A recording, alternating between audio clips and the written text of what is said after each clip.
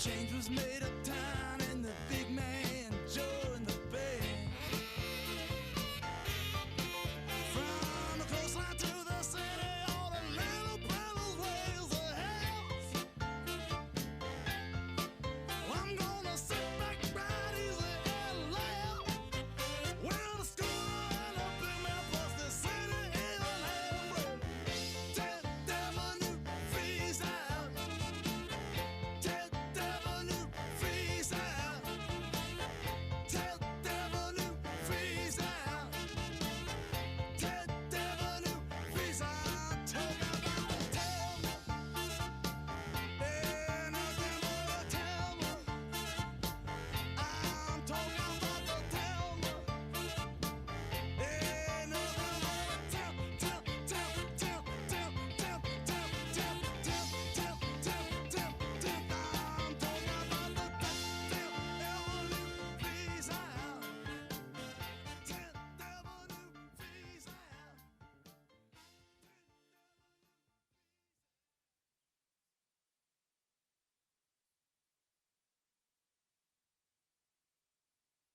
Two, three.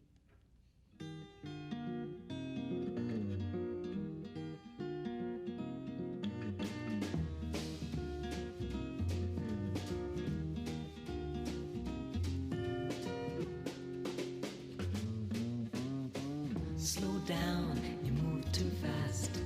You got to make the morning last. Just kicking down the cobblestones, looking for fun and feeling groovy.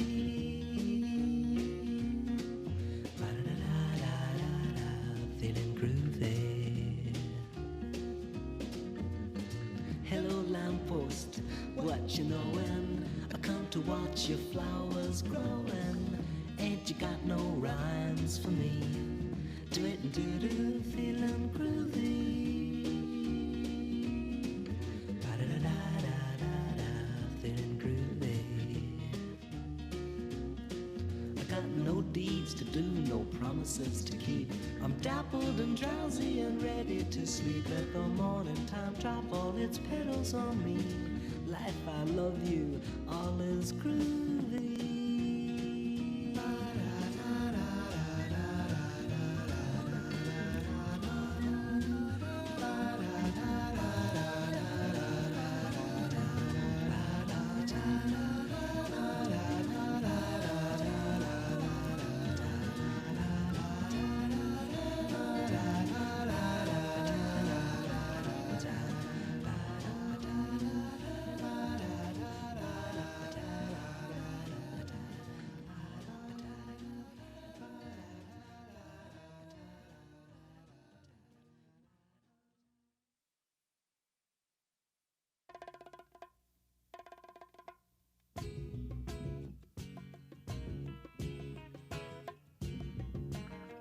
Said, brother, can I borrow a thin, brother? You know, a dime.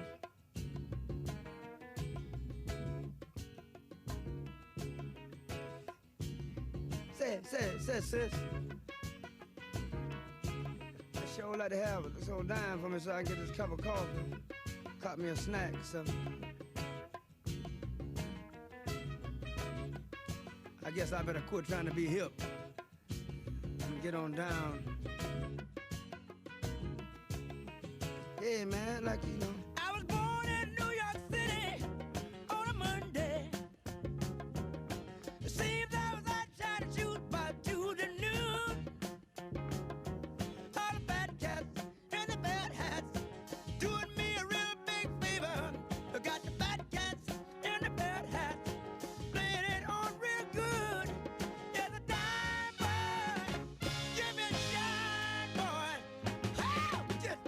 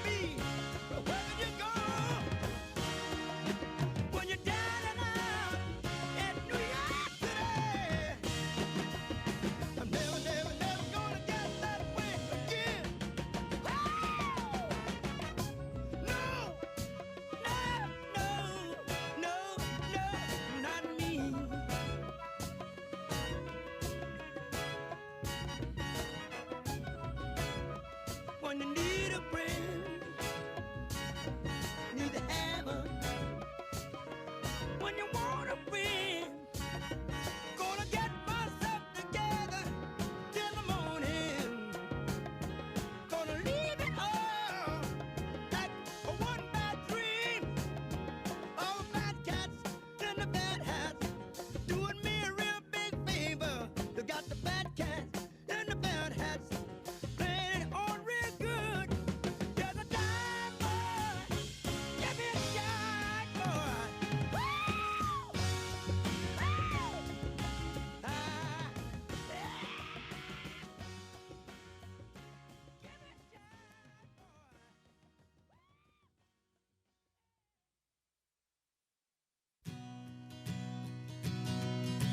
Tom, get your plane right on time. I know your part will go fine. Fly down to Mexico.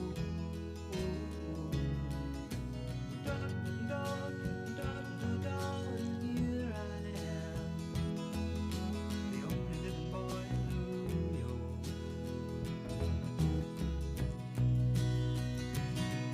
I get the news I need on the weather report. Oh, I can gather all the news I need on the weather report. Hey, I've got nothing to do today but smile. Here I am, the only living boy in New York.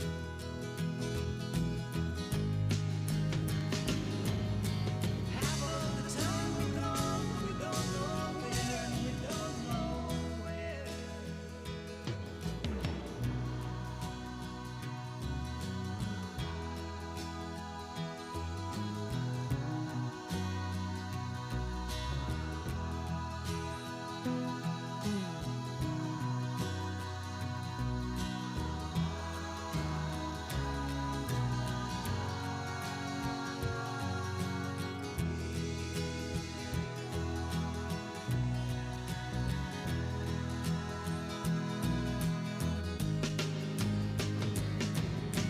Half of the time we're gone, we don't know where, and we don't know where.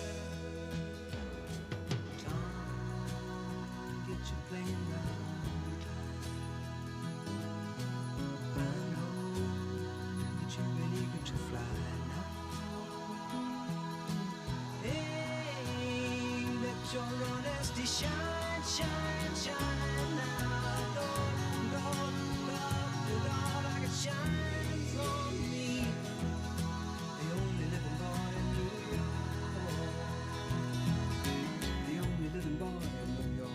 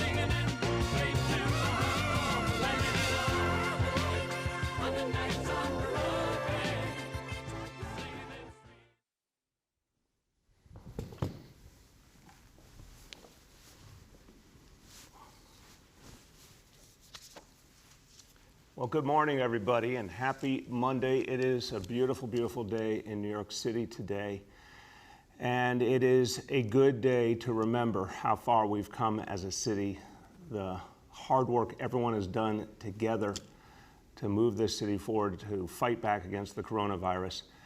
But even as we remember that, and even as we look at the beautiful sunny skies out, we know a different threat is looming because of Mother Nature, and we all have to get ready. So I want to talk about Tropical Storm Isaias and what we need to do to prepare. And I want to remind everybody that it is the same approach that has worked time and time again. New Yorkers looking out for each other is crucial in a situation like this. So what do we have? We have a storm that will start late tonight with heavy rains, high winds, and coastal flooding. Now, at this moment, I'm going to emphasize this, at this moment, from what we've heard from the National Weather Service, the impact appears to be limited in terms of New York City. But, my friends, we have been surprised before by storms. We've been surprised by the way they can change at the last minute. So we're in a very vigilant state right now. We are not taking any chances at all. And for everyone who lived through Hurricane Sandy, you will remember that we got a lot more than we bargained for. And we've seen that with snowstorms as well. We want to make sure we're always ready, no matter what last minute shifts in a storm.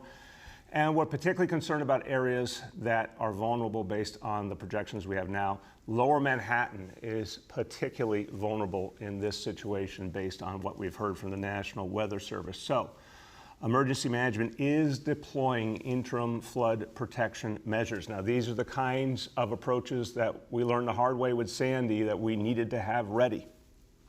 We've made a lot of big, major investments, but we also need temporary measures that you can put up in a matter of days when a problem is coming on. So down in Lower Manhattan, this is exactly what you'll see from the area around South Street Steeport going all the way down towards Wall Street, these temporary barriers to stop storm surge, and that's basically from Wall Street to Water Street. This is crucial. This is going to help protect the community right around there that got hit very hard in Sandy. And look, this is why we take precautions, because we've learned the hard way and because we know that it is our job, the city's job, to get ready with measures like this. We also need everyone. If you're in a situation where this storm is affecting your community, your block, your building, look out for your neighbors, particularly seniors. Always be there for them whenever there's something like this bearing down on us, and see if they need anything. Now with that, let's talk about how the city is preparing and what you need to know. I'm going to turn to our Emergency Management Commissioner, Deanne Criswell. Thank you, Mayor. As the Mayor said, Tropical Storm Isaias is expected to bring heavy rainfall and strong winds. We should see some of that rain beginning around midnight tonight, but the bulk of that rain we should see tomorrow. We're looking at about 2 to 4 inches of rain spread across the city, and there could be some spots with locally higher amounts of rain.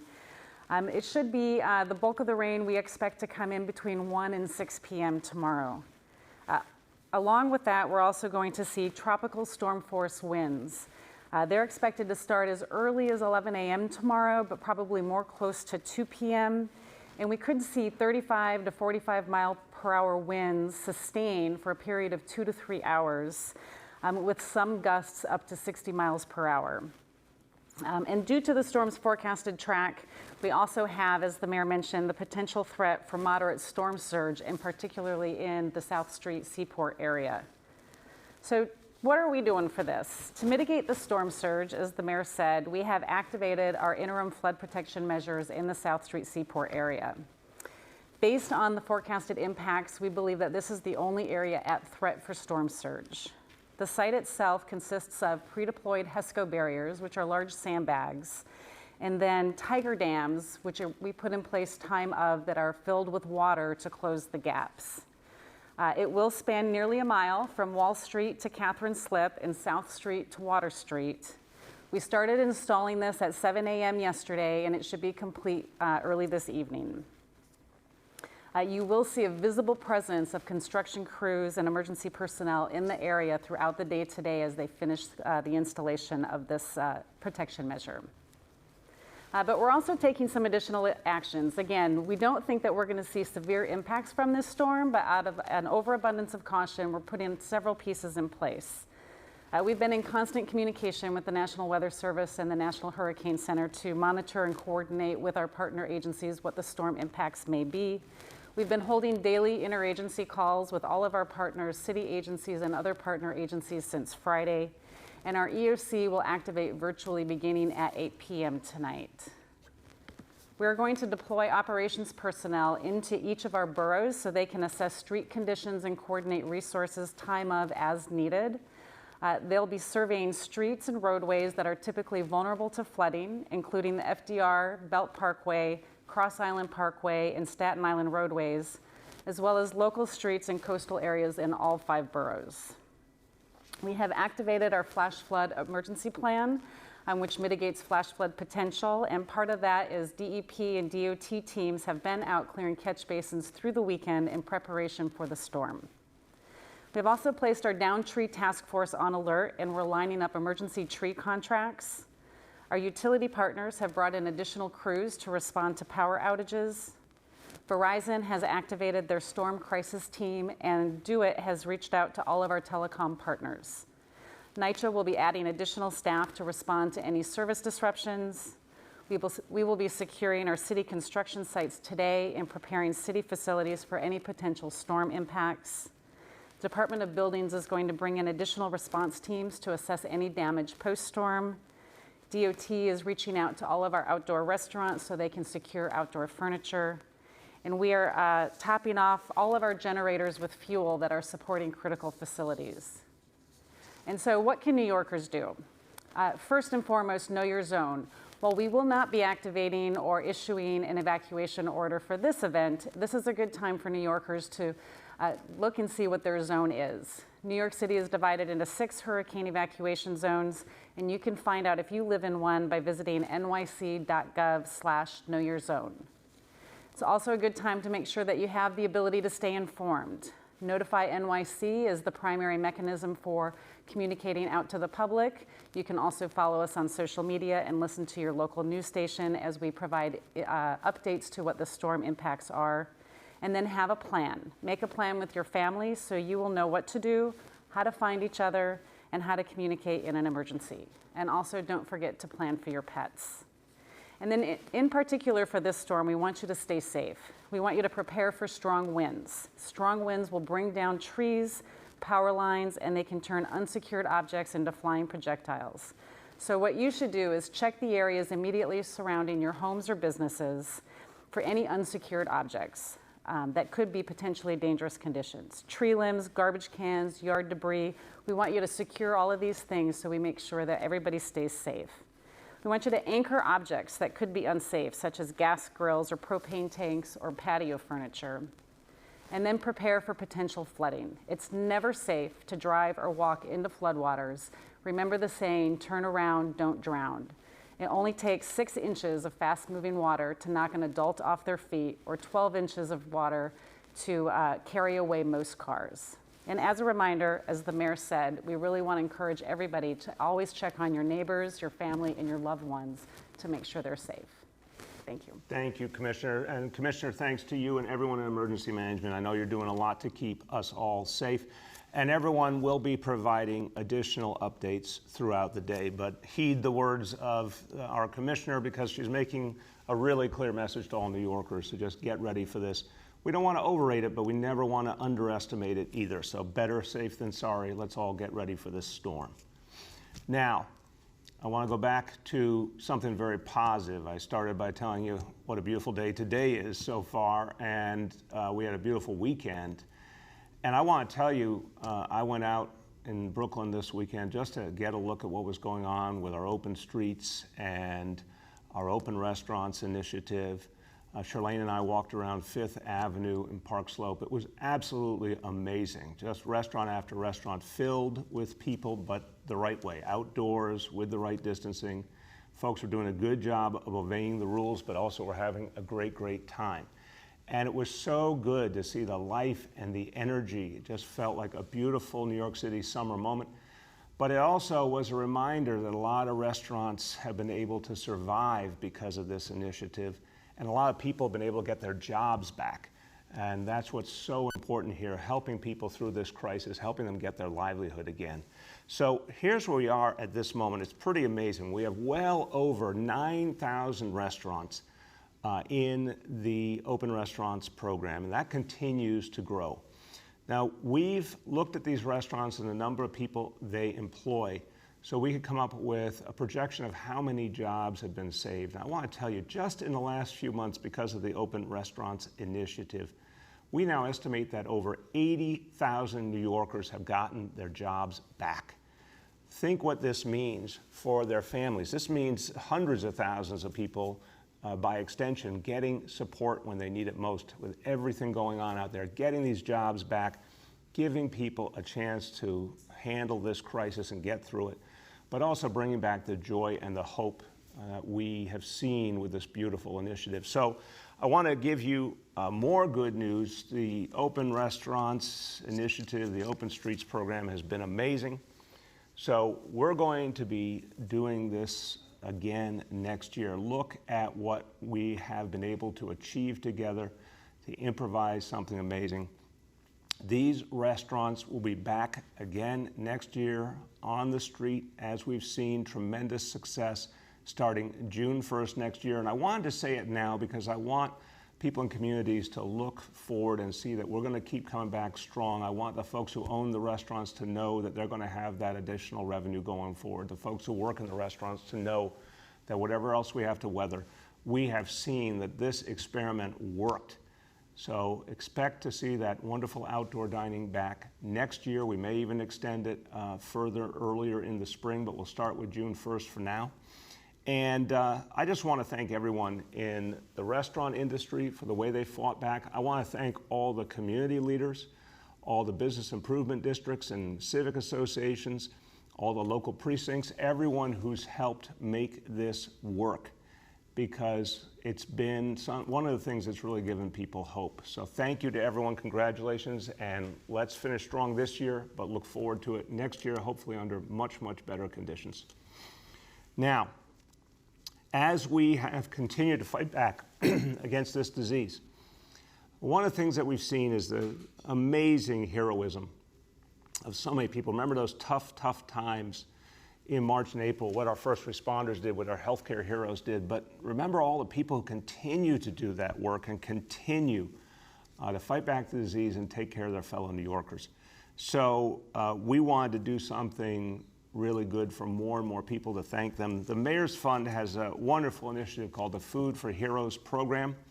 That reached a lot of folks early on, particularly our healthcare heroes. We want to expand it. We want to provide additional free meals and love and support for the good people who work in our nursing homes, for our sanitation workers, for folks who are essential workers and often don't get enough thank yous and enough respect and appreciation. So to all those good and noble folks who take care of our elders in the nursing homes, to all the folks who keep this city clean and help us deal with whatever storms come our way at the sanitation department, thank you. And we're looking forward to getting those free meals around to make your day a little bit better. And while we're saying thank yous, a number of folks keep stepping up. And it's been a wonderful thing, despite the crisis, how many people have stepped up and wanted to help New York City.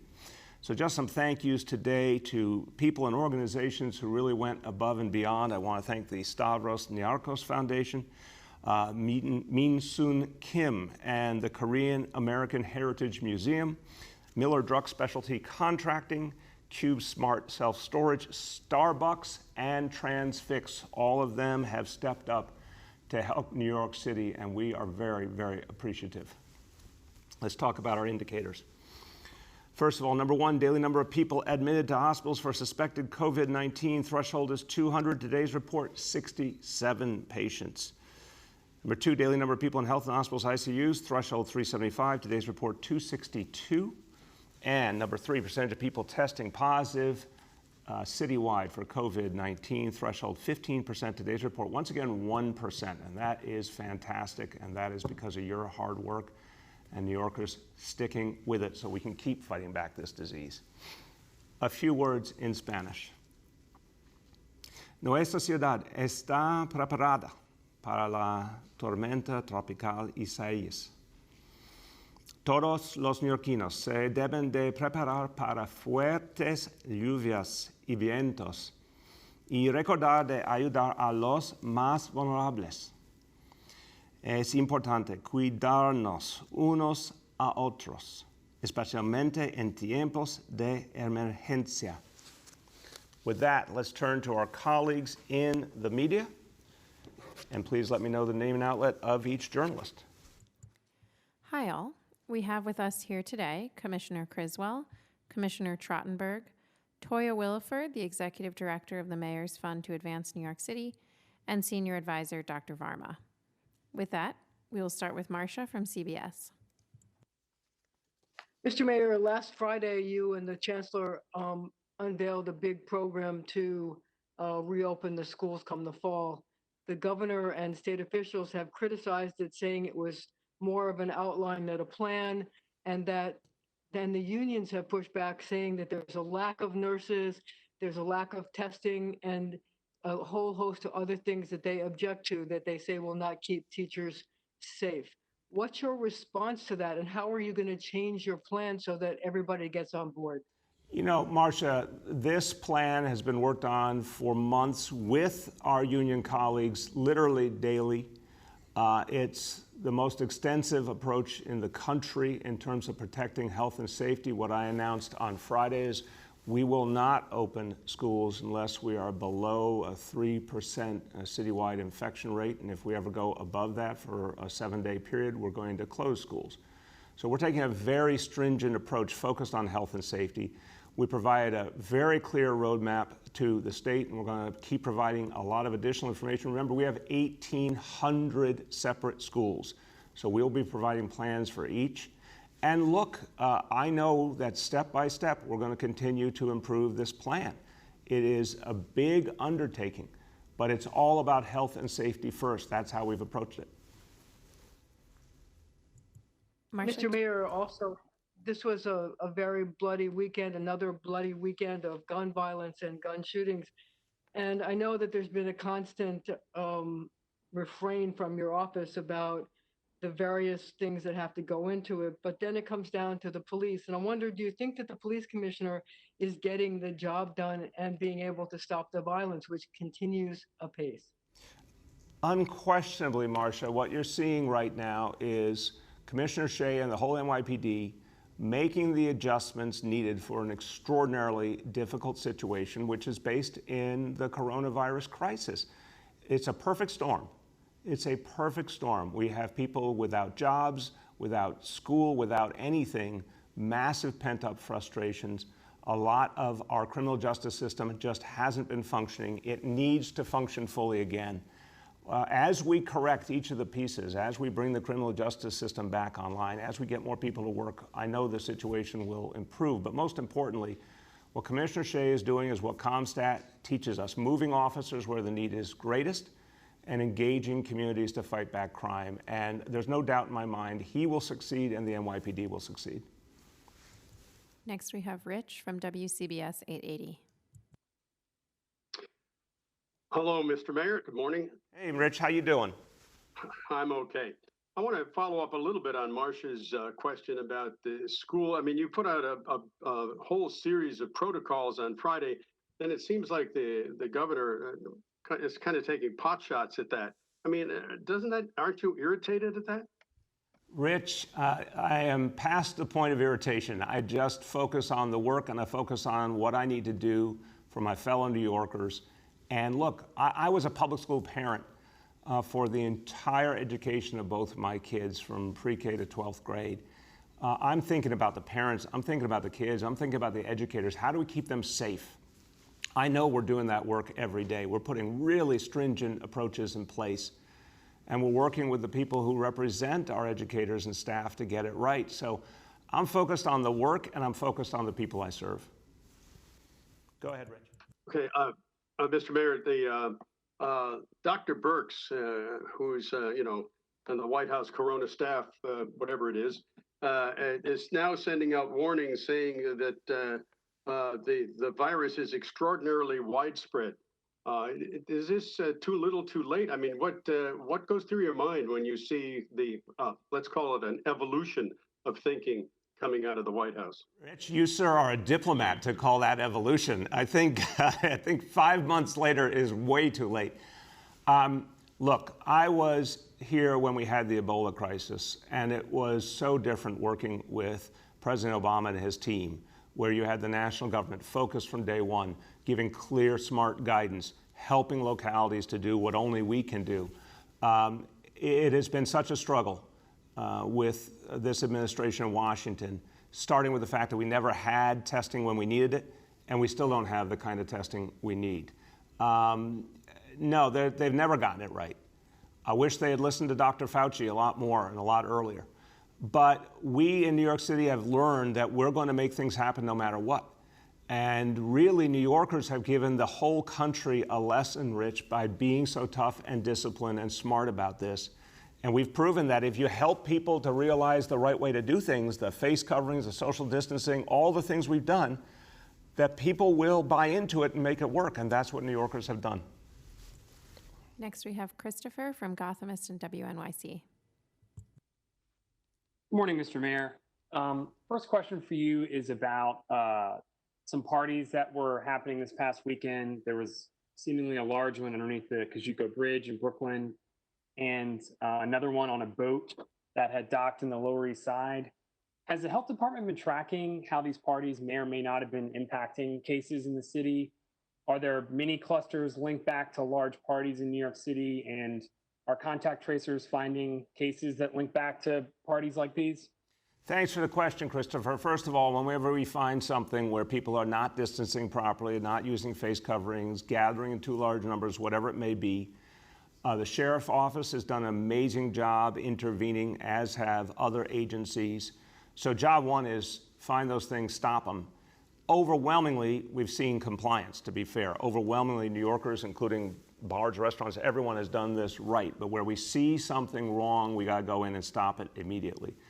But in terms of what we've seen, the follow-through, generally, and I'll turn to Dr. Varma, but I'll say generally what we are seeing is not so much, again, from outdoor activities. Indoors remains the bigger concern. And overwhelmingly, we've been blessed here in New York City that we have not seen a lot of clusters and people have handled things right. But I think it's fair to say our greatest concerns remain with indoor activities. Go ahead, Dr. Varma. Yeah, I think that, Mr. Mayor, I think you covered all of the important points here. We haven't seen any specific activities traced to large gatherings repeatedly. We do interview patients and ask them about attendance at gatherings. We find that, in the past few weeks, anywhere from 10 to 20% of people report being at any type of gathering that may have been a risk for this infection, but we haven't seen any large clusters specifically associated with any of these events. That said, we need to remain extremely vigilant for any types of these events. And one of the most important things New Yorkers can do is to continue to get themselves tested, even if they don't have symptoms, because it is always possible that they could acquire infection somewhere, and the sooner we can identify it, the better off we'll be. Thank you. And my second question has to do with the CCRB data that was released last weekend and that has been reported on in a few outlets. The basic takeaway is that 1 in 9 NYPD officers currently serving on the force has a documented record of misconduct. And there's 7 or 8 officers who have been found to have engaged in misconduct over and over again and have been promoted in the process. So I just wanted to get your reaction to seeing those numbers and seeing these cases. And what do you think it says? How do you feel when you see the stat that 1 out of every 9 NYPD officers has a documented record of misconduct like that? Christopher, I think it's a lot more complex than that. I think that, first of all, we want that transparency. And I, for years, called for the legislature to give us the right to be transparent with these records. And we finally won that right a few weeks ago. I want that out there. But, there's a whole different range of kinds of issues you're going to see. some very major, and the major ones and the consistent patterns need intensive follow-up, and there are certainly some people who are on the police force who shouldn't be, just like there's people in every other department in the city who shouldn't be. They are few, but when we find that, we've got to act quickly. But I don't want that to be mistaken for the fact that the vast majority of officers do their job and do it right.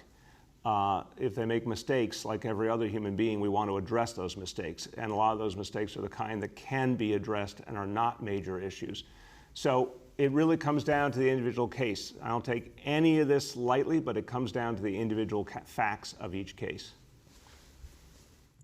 Next, we have Katie from the Wall Street Journal. Hi, good morning. Happy Monday, everyone. I wanted to ask Commissioner Criswell and you, the mayor, to perhaps explain. In my basic understanding of surge incidents in New York City when it involves tropical storms, I've rarely seen one that would affect just the South Street Seaport and Lower Manhattan and not the outer boroughs and other parts of the city, especially those on the coast. So could you explain if there is a predicted impact to places like Staten Island, the southern parts of Queens and Brooklyn, and even the Bronx up by the Long Island Sound, and what are some of the plans you're doing to prevent that flooding? Sure, I'll start and turn to the commissioner. Katie, it's a great question. Look, every storm is different, and we also know some things are eternal. Of all the parts of this city, one of the places that is the lowest, as you know, that has the greatest vulnerability and the most people and businesses is Lower Manhattan. So it really, sadly, hits a lot of different standards simultaneously. But it really depends on the individual storm, and those temporary measures and the more permanent measures, most obviously things like the Rockaway Boardwalk, are meant to be wherever we sense a danger, but some places are particularly vulnerable. Go ahead, Commissioner. It really does depend on the type of storm, and there's a lot of factors that go into it. The wind speed, the direction that the storm is coming from, the time of day. And so we take all of that information and we input it into our modeling software. And in that modeling software, it shows us the areas of inundation that we need to be concerned about. And so for this storm, the storm surge is looking to be about 1 to 2 feet as a worst case scenario. And the places of inundation really are just in the South Street Seaport area. Will we see some minor coastal flooding in some other areas? Yes, just like we do with severe thunderstorms or other types of storms. But for this particular storm, that's the area of most concern. Go ahead, Katie. My second question is about schools opening. And I had asked you this question a few weeks ago about the use of non-school space, particularly in districts that are already overcrowded. So can you give an update, just especially for parents who want to know if their child's going to be going to school in a library or some cultural institution? How many spaces have you secured, and what will that look like? Yeah, we are definitely building that out right now. School Construction Authority is all over that. We will have more to say in the coming days on that as we secure more spaces. And it really depends, obviously. We prefer spaces strongly that are very near the school because it's hard to support the ongoing effort if there's too much disconnect from the school and any kind of auxiliary space.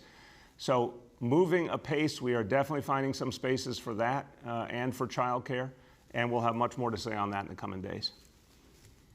Next, we have Henry from Bloomberg. Hello, Mr. Mayor. How are you doing today? Good, Henry. How you been?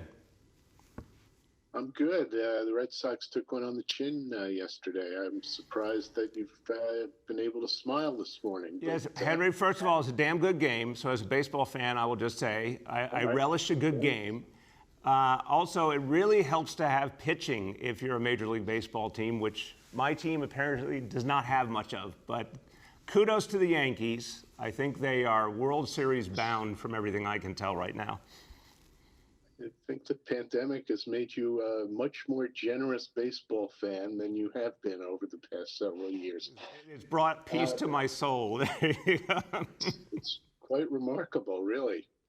That could be the news coming, but I doubt it. My question here is about the borrowing authority from Albany. Has there been any progress on that at all? Is that a dead issue, or is it still alive? Where does that stand? There hasn't been any immediate movement, Henry, but I think it's very much a live issue. Look, we are weeks away, tragically, just weeks away from having to follow through on what we voted on in the June budget. The council voted, and I constructed with them a budget that we hoped and prayed would not have large layoffs, and we are working very hard with our colleagues in labor to try and avert that, and we're fighting for a fair stimulus plan in Washington. But all of those things are still question marks, and I know folks in Albany are watching the situation. So I don't think it's off the table, and I think it could be one of the things we need to avert those layoffs. Go ahead. The comptroller, the city comptroller, has come out with a report on the budget that's somewhat critical of the budget making. It talks about at least $500 million in risks. You've got a financial control board, which is going to be controlled pretty much by the governor. And you've got a situation where the city's credit rating is already on a negative watch. How worried are you that the state might erode some of your budget authority and that the city's credit rating might take a negative hit, which would increase our costs of borrowing? Henry, look, last year the city's credit rating went up, and for decades this city has become stronger and stronger, up till February, stronger and stronger economically, more and more fiscally responsible and strong. We had the greatest reserves we've ever had in our history as of February. So I think in terms of the rating agencies and all, they're looking at all governments right now with concern, but ours has been one that's been particularly strong. I think the budget was a sound budget and a smart budget given what we're going through. The fact that we said, as painful as it is, and it's something I do not want to do, but we said out loud very clearly that we will institute layoffs of 22,000. Think about this for a moment, 22,000 people. It's a huge, painful number. But that will happen on October 1st if we cannot get the kind of support we need. That's obviously fiscally responsible, but it's something that I hope to avert for the good of everyone in this city. So no, I think it's quite clear. I think the legislature understands very, very strongly what New York City is doing to take the right measures right now, and that's a crucial part of this equation too. So we're going to find our way through. We're going to do whatever it takes. But really, Henry, what we need is that stimulus to be acted on immediately in Washington. That could change everything for all of us. Next, we have Sydney from the Staten Island Advance. Hey, Mr. Mayor, I wanted to see where your community affairs unit stands in its investigation into the woman who has been yelling racial slurs at her neighbor on Staten Island, who's a black cop. Sydney, I'm glad you raised it because I want to get an update too. I saw the video. It's very, very troubling. Thank you for bringing it to all of our attention. Absolutely unacceptable. And I know a full investigation was being done, including obviously NYPD hate crimes was looking at the situation, but I don't have the latest update. We'll get that for you today. Okay, I have a second question. I wanted to know whether you submitted a Department of Transportation application before you painted your Black Lives Matter street murals across the city, and what your plan is for other groups that now want to paint their own messages on city streets. Are you planning to outright deny every group that applies to do so, since you've already said no to 2 groups?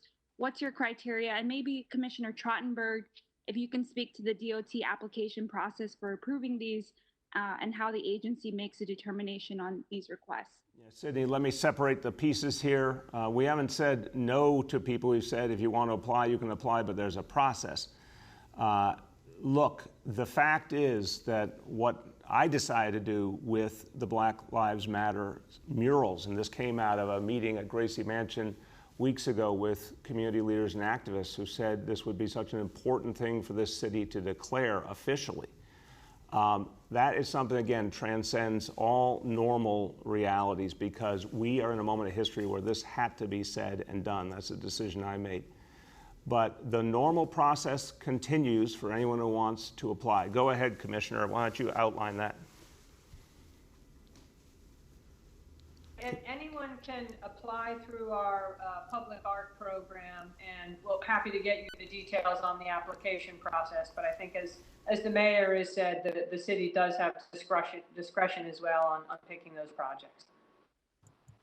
Last two for today. Next we have Gersh from Streets Blog.